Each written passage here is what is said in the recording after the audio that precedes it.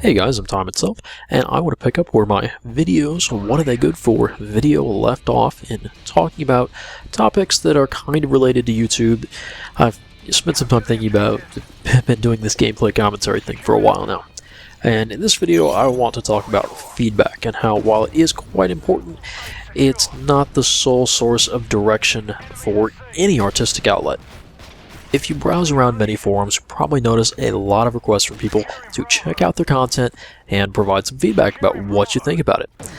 Now, I get the impression that a lot of people think there are a few obvious issues with whatever it is they're doing that are holding them back, and that if they could get that resolved, everything would be fantastic and everyone would love absolutely everything that they do.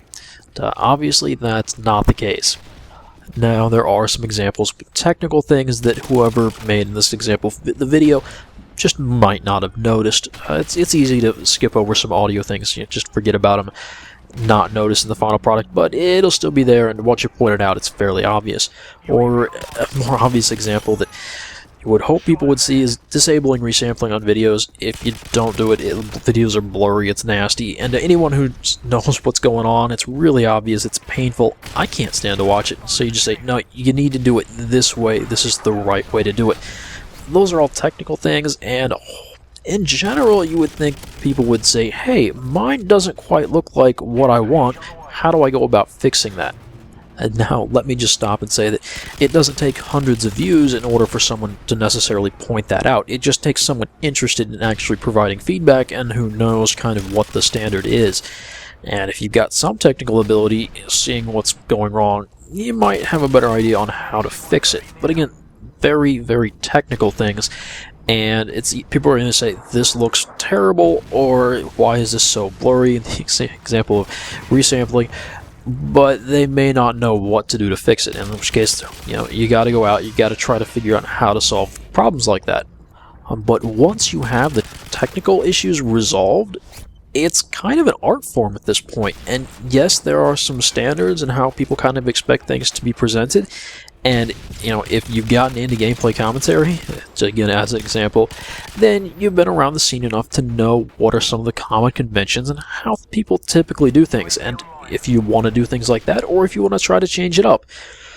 And then there's this temptation to put some content up, get a few comments, and assume that that addresses all the issues you're going to have, and that it's right. And that if you just change that, everything's going to be great. That's not the case at all. Honestly, at the end of the day, it's your project, and you are the best person to provide feedback on if you got what you wanted when you were making that. And of course, sometimes you just start and see where you end up. And again, you're probably your own best source of feedback. Now, that's not to say that comments aren't useful or that you should ignore them. No, comments are great.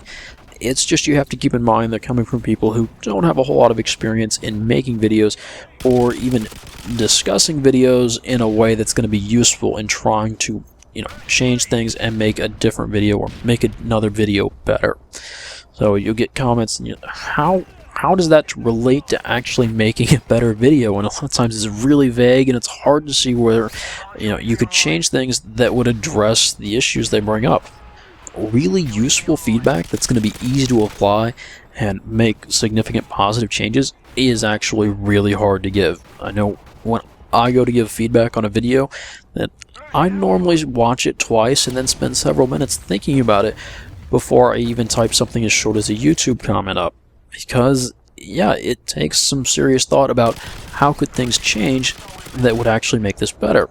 It's not just I watched it for a minute and I'm done, I see what the problem is. No, it takes time in order to give really constructive feedback on something as complicated as a video. But let's go back and talk about some typical YouTube comments. And let me give a couple examples here and talk about how I think these rather typical comments, I think the issues that they bring up and maybe how you can address them. And they are, you're boring and you should be more excited. I love these comments. On the surface, they're both a little bit demeaning and not so nice, but let's talk about being excited.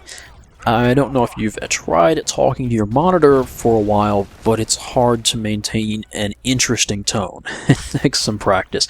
And, if you just woke up, or if you've been doing this for a while and on your third or fourth take, it can be hard to maintain a level of enthusiasm in your voice. I can't fault anyone for that. That said, always being excited it's certainly out of character for myself, and it's not normal. It sounds like an infomercial if you're always excited, and plus you have nowhere to go. If you actually do get excited, what do you sound like? No one's going to recognize it because you just sound normal. Though you can't go to sleep, but at the same time, actually being excited all the time, yeah, not for normal people, no thanks. And the other one, you're boring. Well, hopefully, I started out the video with some kind of an introduction, or at least the title gave away what I was going to be talking about, and it's something you're actually interested in. If you're not interested in whatever it is I'm talking about, then yeah, you're probably going to get bored. I do try to give myself enough talking points and keep a commentary moving that if you're actually interested in it, hopefully it's not actually boring. Both of these comments actually have something in common, and that is that if your audience is finding your commentary dull or thinks you're not interested in what you're talking about, you're probably not doing a very good job of engaging with your audience. Now, engaging with your audience when you're just talking to a screen with an audience that you're not actually interacting with is kind of a challenging thing, and it does take practice. If I had an easy way to tell you how to be engaging with an audience, I would be making a whole lot more money right now. Nonetheless, I do see some common points among the people who seem to do it well. The first is that it's not about how fast you can speak, it's about how you pace your comments and how easy they are to understand. So, for example, Xbox Ahoy does some scripted, very relaxed commentaries that are really enjoyable to listen to. On the other side of things, you've got XJaws and Tmart, who speak fairly quickly, but use a little bit more verbiage, and in the end, they actually pace the comments they make at a fairly similar rate, at least to my ear. I don't know.